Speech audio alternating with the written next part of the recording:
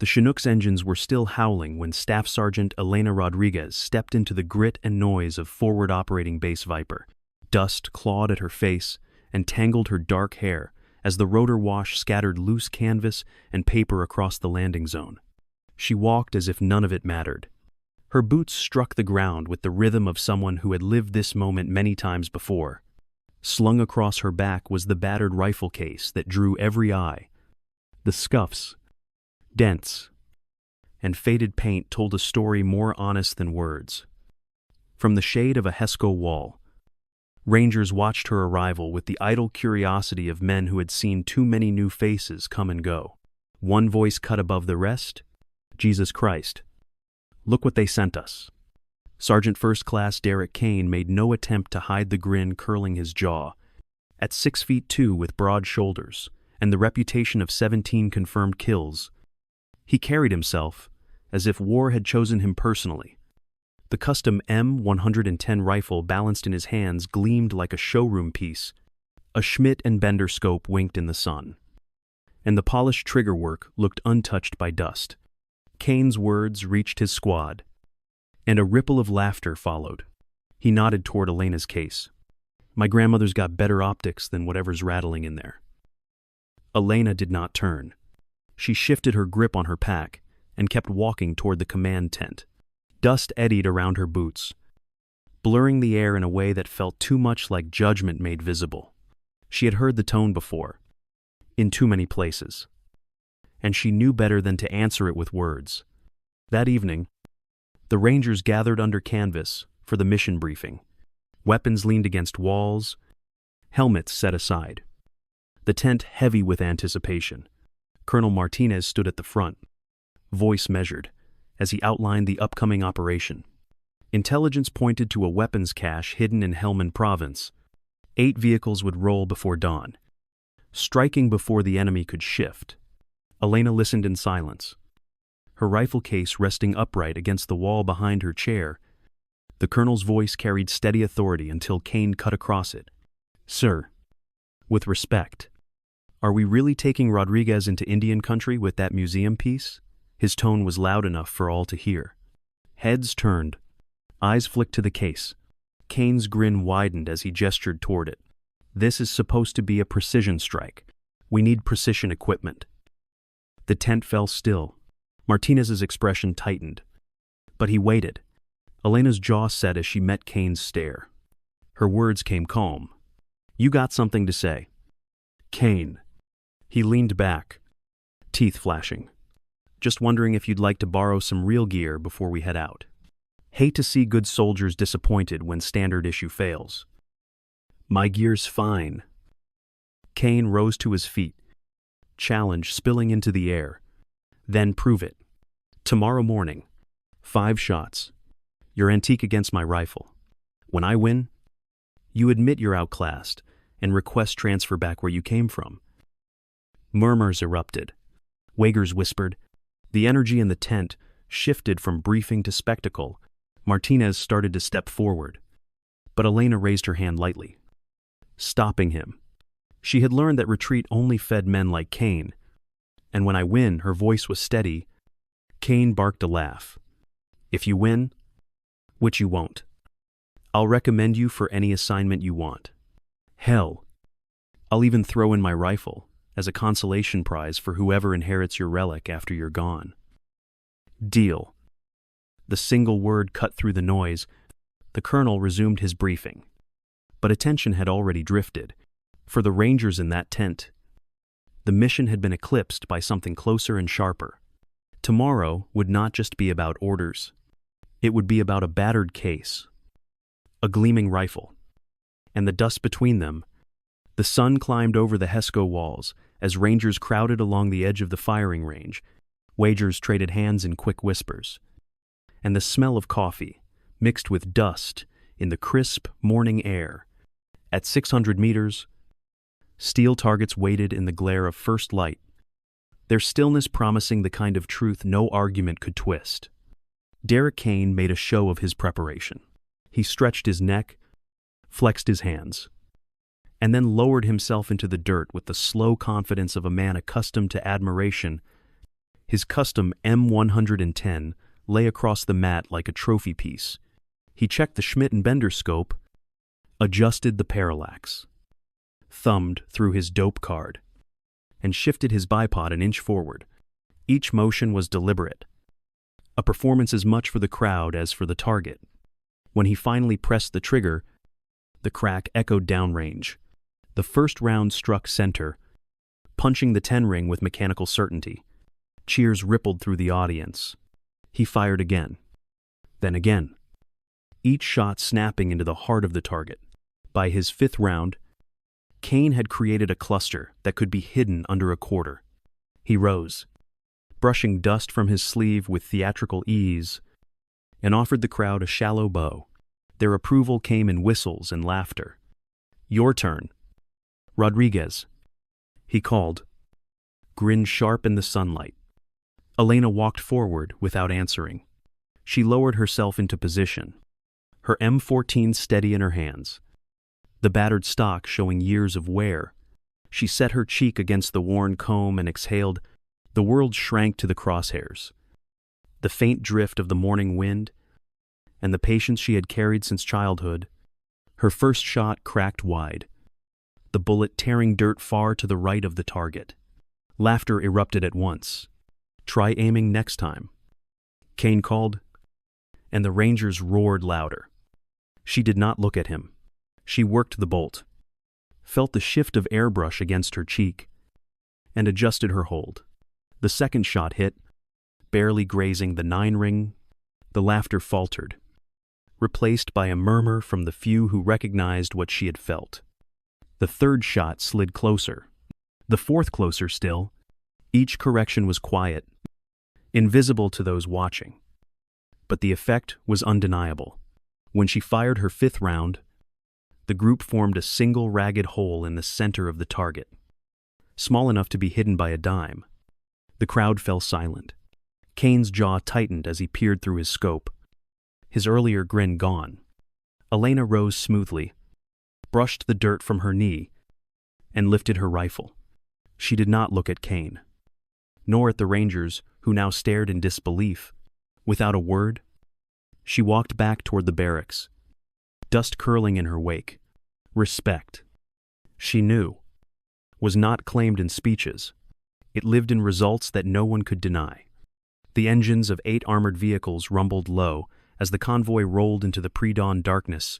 The sound was steady and oppressive, like iron animals growling as they crept across the dirt road.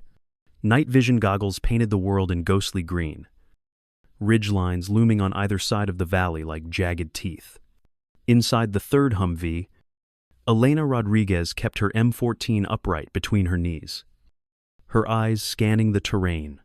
Every instinct in her body told her something was wrong. The intelligence packet had been too neat, too polished. A high-value weapons depot sitting unguarded in a valley floor compound, waiting to be taken. She had learned long ago that the Taliban did not leave gifts behind. As the convoy pushed deeper, her unease only grew.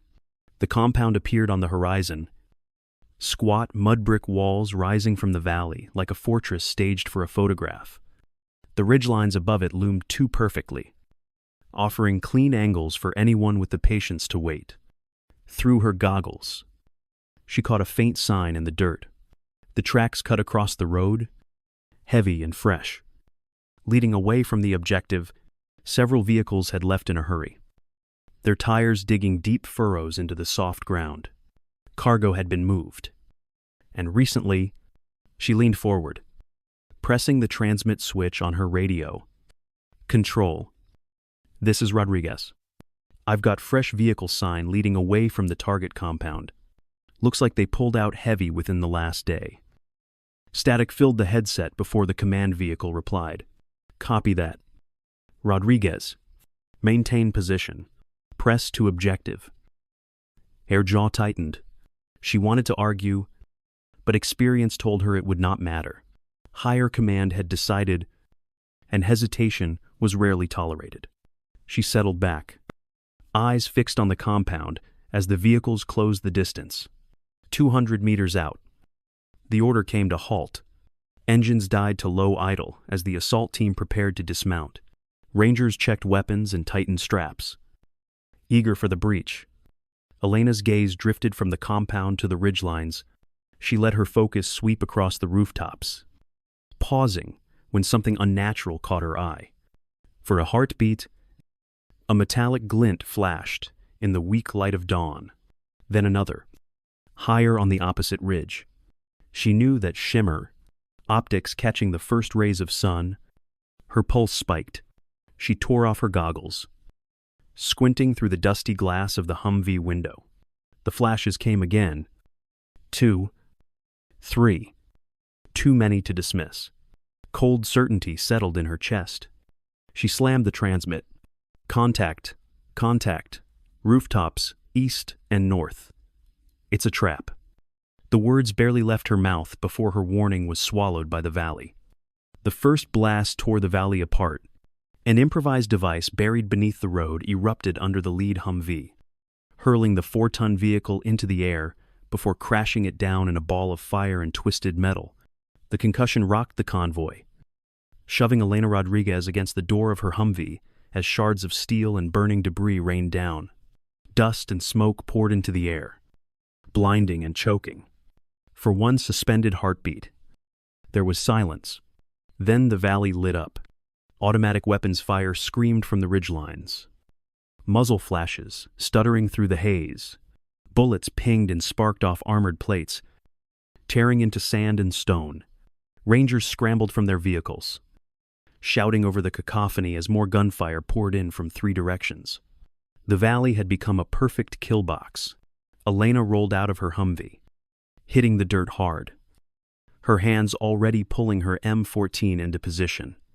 Through the clouded air, she caught the distinct backblast of an RPG tube. A fighter leaned from cover, aiming toward the crippled lead vehicle, where wounded men were trying to crawl free. Elena exhaled, steady, and squeezed. Her rifle cracked, the heavy round punching through the haze and collapsing the gunner before the warhead left the tube. She worked the bolt without thought, chambering the next round as another target revealed himself. On the company net, Derek Kane's voice came ragged and frustrated. His custom rifle, built for sterile range conditions, was nearly useless in the shifting dirt storm. "I can't see a damn thing. Optics are blind," he snapped. Elena ignored the panic, bleeding into his tone. She had hunted in storms like this before, where glass was worthless and only instinct mattered. She focused on the rhythm of muzzle flashes, the fleeting silhouettes of movement against the dawn. 1, 2, 3 shots each round dropped another figure. Each shot guided by discipline drilled into her bones. A rocket-propelled grenade whooshed overhead, trailing smoke. Before detonating against the slope behind them and showering shards of stone, Elena rolled, her shoulder slamming into the side of a wrecked vehicle, then pushed back onto the rifle. Her hands were steady, though her heart hammered like a drum. Mortar fire began to fall, distant thumps echoing from the ridges. The first shell landed wide, kicking up dirt 50 meters behind. The next fell closer, showering debris across the convoy. The enemy was bracketing, finding range with cold efficiency. Rangers shouted for medics as they dragged bleeding men behind cover. Every second stretched thin, the air vibrating with the promise of incoming steel. Then she saw him, high in the compound's minaret. A sniper crouched at the window, calmly cutting down any ranger who moved to rescue the wounded. Elena froze on the sight for half a breath, calculating. The distance was brutal, the visibility worse, but she could not let him keep firing. Another crack echoed from the tower. A ranger collapsed mid-sprint, screaming as comrades pulled him back. The sniper adjusted, preparing for the next. Elena steadied her breathing, feeling the dust sting her eyes. The minaret window flickered with the brief flare of sunlight against glass. It was all she needed. She shifted her hold a fraction, let her lungs ease out half a breath, and squeezed. Her M14 barked, recoil, nudging her shoulder. Through the haze, She caught the faintest silhouette topple backward, the rifle clattering out of the high window. For a moment the battlefield seemed to pause. Then Rangers roared, voices carrying over the din as if that one shot had given them permission to breathe again. Captain Morrison's voice cut through the comms. Confirmed kill. Good shooting. Rodriguez. Keep them suppressed. Elena worked the bolt again, dust sticking to her gloves, and locked onto another target. The mortars were still walking closer, the ambush still pressing. But that single strike against the minaret had shifted the rhythm. Discipline was holding where technology faltered, and Elena knew the fight had only begun. The battle had stretched into its third hour, each minute dragging across the nerves of every ranger crouched behind smoking wreckage. The air reeked of cordite, burning diesel, and blood. Elena Rodriguez wiped grit from her eyes and checked her last 2 magazines. 24 rounds left. Around here, men whispered in clipped tones, voices cracking as they admitted what none wanted to say aloud. They were running out of everything. Ammunition was nearly gone. Canteens were empty. The heat pressed in like a vice. From the ridgeline came a new sound, the deep, rolling growl of engines. Elena swung her scope east and saw dust plumes trailing across the horizon. A convoy of technicals crested the ridge, sunlight flashing against mounted machine guns. Dozens of fighters rode the vehicles, waving rifles, their voices carrying even across the valley. At the center, standing tall in the bed of the lead truck, was a man in clean fatigues. He held a radio to his mouth and gestured with sharp, precise motions. Crews around him adjusted mortar tubes with practiced discipline. Elena's gut clenched. This was no random warlord. This was a commander, orchestrating every movement like a conductor before his orchestra of death. The mortars thumped again, the ground shaking as the first round impacted short blasts. Then the second close enough to shower shrapnel across the wreckage. The third landed with an ear-splitting crack just meters away, hurling dirt and rock over Elena's back. The bracketing was nearly complete. One more correction, and the company would be annihilated where they hid. Rangers ducked lower, clutching helmets, muttering prayers. On the command channel, Captain Morrison's voice broke through, tight with strain. All units, prepare for tactical withdrawal. Secondary rally point, 800 meters north. We move on my mark. Elena froze. 800 meters of open ground, flat and exposed. With mortar crews already zeroed in, it would be slaughter. She shoved back against the Humvee, her pulse steady despite the panic rising around her. "Sir, permission to engage enemy commander," she said, voice calm, cutting through the static. There was a pause. The request hung in the air heavier than the dust cloud. Kane voice cut in, incredulous. "Are you out of your mind? That's 1,400 meters. Your scope can't even range that. Through this shimmer, you'll never see him. My glass is useless, and it's 3 times better than yours. That shot is impossible." Elena adjusted her cheek weld, tracking the commander's tall frame through the haze. The shimmer danced like heat waves, warping the figure. But she could still see the gestures, the deliberate control. Her jaw tightened. "It's not impossible. It's necessary. If he lives, none of us leave this valley." Mortars thumped again. Another round struck close, the blast hurling a ranger across the dirt. Men shouted for a medic. Morrison cursed under his breath. The weight of 150 lives balanced against the slimmest of chances. "Rodriguez, that shot is beyond your weapon's effective range. You'll waste a round we can't spare." Elena reached into her pouch. Her fingers closed on a single cartridge, wrapped carefully in cloth, separate from the rest. She slid it free, holding it for an instant, the brass glint dulled by dust. This was the hand-loaded match-grade round she had crafted herself, weighed and measured to perfection. She pressed it into the chamber with deliberate care. I don't waste ammunition. See ya, she said quietly. Kane's voice came back, more disparate now. Rodriguez, listen to me. That's suicide. You'll never make it. She ignored him. Through her scope, she watched the commander consult a range card, calmly directing adjustments. The crews obeyed, swinging tubes by precise increments. Another 30 seconds, and the next salvo would land dead center. A round hair.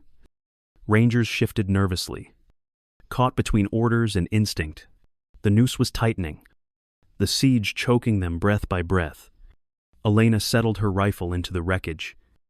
Stock pressed firm against her shoulder. The scope's clarity faltered. Shimmer and dust, conspiring to erase her target. Yet her mind filled in the gaps. Years of hunting in storms. Years of drills where conditions were never perfect. She had lived for this moment, whether she had known it or not. The smallest action could decide everything.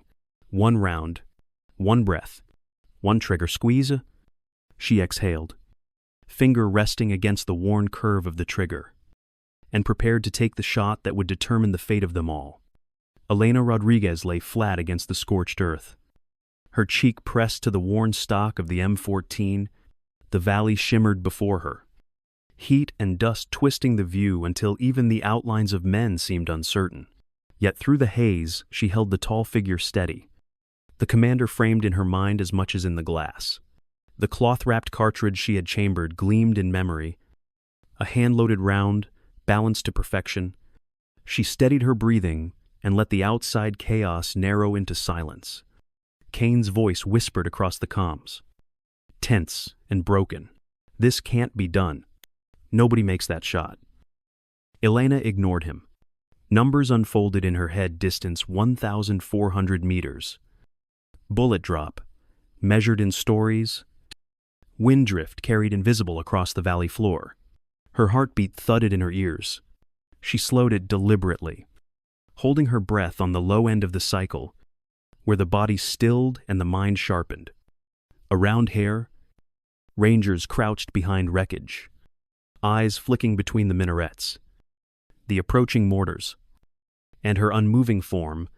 Even in desperation, they sensed that something was different. On the far ridge, mortar crews shifted tubes again. The next volley would fall true. Elena's finger curled against the trigger, not with haste, but with certainty. She exhaled half a breath. Pressure grew against the steel. The rifle cracked, recoil nudging into her shoulder, sound rolling across the valley. For a fraction of a second, nothing moved. Then time itself seemed to stretch. The bullet leapt free, cutting into the sky. For 3 endless seconds, it arced through heat shimmer, climbing, stalling, then descending. Dust clouds swirled beneath its path. Muzzle flashes blinked like dying stars. The battlefield seemed to hold its lungs tight. Every man waiting for the answer carried in that small piece of brass and lead. The round struck home. The Taliban commander jerked as if pulled by unseen strings, the radio slipping from his hand. His chest erupted crimson, his tall frame folding in on itself before tumbling from the bed of the technical The men around him froze, shock replacing discipline. Mortar crews stood motionless, hands hovering over adjustments, eyes wide with disbelief. Coordination collapsed in an instant. For a heartbeat, the valley was silent. Gunfire, thinning into stray cracks, shouts faltering into confusion. Then the Rangers erupted in a roar, voices raw with relief and triumph. The impossible had been made real, and they had witnessed it. Kane's voice returned over comms, stripped of arrogance. Holy, she did it. He sounded stunned, as though the ground beneath his certainty had been swept away. Disbelief lingered, but beneath it grew something new, something edged with reluctant respect. Elena cycled the bolt calmly, smoke drifting from the chamber, her face impassive. She did not lift her head to celebrate, nor turn to Kane for acknowledgement. The commander was down, and that was enough. A round hair? The rangers who had doubted her clutched their rifles with renewed strength. Spirits lifted by a single bullet. The valley was still dangerous. Mortars remained in place. Fighters scattered across the ridges, but without their leader, the ambush had lost its teeth. Elena's shot had torn the spine from the assault, and everyone could feel it. The smallest action had decided the fate of them all. She drew in a deep breath. Dust, stinging her lungs, and shifted her sights to the next target. For her, there was no triumph in the moment, only the calm, steady rhythm of the work that still remained. The shot that felled the enemy commander rippled through the battlefield like a silent command, deprived of direction. The Taliban fighters faltered. Their disciplined volleys stuttered into scattered fire, then collapsed altogether. Confusion spread as men broke cover, some firing wildly while others dropped weapons and fled. The noose that had been tightening around the Rangers suddenly slackened, and the valley's rhythm shifted. Captain Morrison seized the moment. His voice rung sharp over comms. Steady despite exhaustion. All units, push forward. Break their line now. Rangers surged from behind, wrecked Humvees, voices rising as they charged the disoriented enemy. Boots pounded through dust and blood, rifles snapping as fire teams cleared positions where chaos had once reigned. Momentum now belonged to them. From the south came the heavy thrum of rotor blades. 2 Apache gunships swept into the valley, their dark silhouettes cutting across the dawn. The first banked low and unleashed a hellfire that streaked into a fleeing technical, the explosion tearing the truck into a ball of flame. The second hovered high, its chain guns spitting fire across the ridge. Fleeing fighters scattered like shadows, their resistance breaking under the roar of steel and fire. Elena remained prone, her cheek pressed to the stock, scanning through the dust haze. While others advanced, she stayed behind, her eyes sweeping the battlefield for those who tried to regroup. Twice she caught figures slipping into cover, aiming to fire on Rangers pushing forward. Twice, her rifle cracked, each shot clean, each target collapsing before they could strike back. The valley became a graveyard of burned-out vehicles and broken bodies. Smoke curled skyward in thick, bitter plumes. Mixing with the stench of cordite, the noise dwindled to sporadic gunfire before falling into silence, broken only by the distant chop of helicopter blades. Morrison's voice returned on comms. Less a command now than a weary report. Casualties lighter than we expected. We'll hold here until medevac arrives. Good work, all of you. Elena eased her finger from the trigger and let her breath flow steady. She sat back on her knees, the M14 balanced in her hands, then finally slung it across her shoulder. Her movements were calm, her expression steady, though the weight of hours in the valley pressed into her bones. For now, the fight was over. By the time the convoy limped back through the gates of FOB Viper, the sun had already fallen low, washing the compound in amber light. Dust still clung to every uniform. Smoke still hung faint on the air, and the faces of Alpha Company bore the exhaustion of men who had stared into the jaws of annihilation and walked away. Elena Rodriguez sat quietly on a folding chair near the maintenance line, her rifle lead across her lap. She moved a cloth slowly across the battered stock, each stroke steady, the act of cleaning as much about ritual as necessity. Captain Morrison found her there. His uniform was streaked with grime, his eyes ringed with fatigue. But when he spoke, his voice carried weight. That was the best shot I've seen in 15 years of combat, he said, shaking his head as if still half in disbelief. You didn't just save this company. You gave them back their will to fight. He let the words hang, then left her with a simple nod. It was not ceremony, not the language of medals or citations, but it was the kind of praise that mattered. Moments later, Derek Kane approached. He held his custom rifle in both hands, the pristine weapon that had once been his symbol of superiority. His face was pale, lips pressed in a tight line. But when he stopped before her, He extended it like an offering. "A bet's a bet," he said quietly, voice stripped of arrogance. "This belongs to you now." Elena looked up, eyes unreadable in the fading light. She studied the weapon, then shook her head.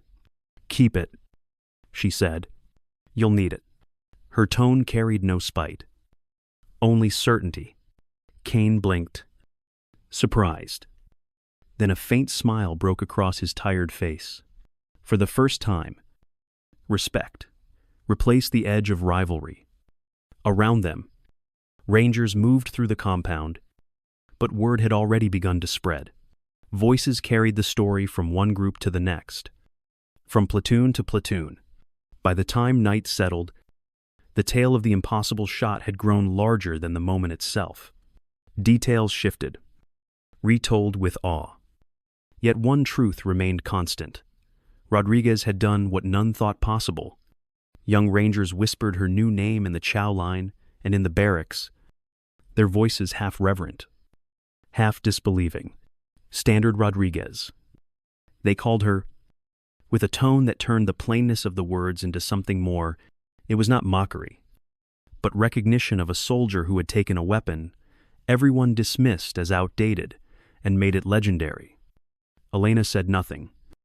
Even as the nickname reached her ears, she only continued her ritual of cleaning. Her hands, sure and unhurried. The battered M14 gleaming faintly in the lamplight. She understood that legends were not built in the moment of triumph, but in the way stories lingered, reshaped by those who needed them. And if this story gave her peers strength, then that was enough.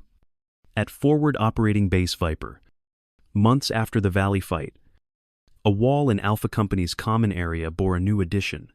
The battered M14 EBR Elena Rodriguez had carried into the ambush was mounted high, its scarred stock polished but left unaltered. Beneath it, a brass plaque caught the light. Standard issue. Extraordinary results. Rangers passing through often paused beneath it, pointing upward when telling newcomers about the day the weapon spoke with impossible precision. The story shifted in the telling, but the meaning never did. They called her Standard Rodriguez, a name whispered with the kind of respect that could not be ordered or assigned. By then, Elena had already rotated home. The war receded behind her like a fading storm. Though its echoes lingered in every quiet moment, she returned to her family's ranch in Texas, where wind rolled across the open prairie and dust lifted from dry earth just as it had in Afghanistan. The pace was slower, the silence deeper, yet her hand still moved with the same instinct, always checking gates, always scanning horizons, as if patrol never truly ended. In the evenings, friends and visitors sometimes gathered in her living room. Above the stone fireplace hung another rifle, one she had brought back with her rather than leave behind. Its stock bore scars from hard use, its metal dulled by sand and time. People inevitably asked about it, their voices curious, sometimes eager. "Is that the rifle?" they would say, eyes searching for confirmation. Elena always gave the same answer, her tone calm and measured. "It served me well," she would say. Nothing more. She never spoke of distances or legends, never described the silence of those 3 seconds as a bullet carried the weight of 150 lives. To her, it was not a tale to boast over, but a reminder of responsibility that could never be surrendered. Late at night, when the house was empty and the fire burned low, she sometimes stood before the mantel and let her fingers trace the grooves along the stock. The marks felt alive beneath her hand. Each scar, a memory of the valley floor where dust had blinded optics, where instinct had guided her eye. She remembered the chaos, the thunder of mortars, the sound of her own breathing, steadying until everything narrowed to the press of a trigger. One bullet, one act, carried across time and space, had shifted the balance for all of them. She understood now that standard issue had never meant ordinary. It meant the foundation every soldier trusted. The weapon placed in steady hands with the expectation that skill would make the difference. It was not the rifle that had saved them, nor the hand-loaded cartridge alone, but the bond between soldier and tool, honed through discipline and belief. The Texas wind moved against the windows, echoing the storm of another land. Elena let the sound wash through her, neither heavy nor haunting. It was simply part of who she was,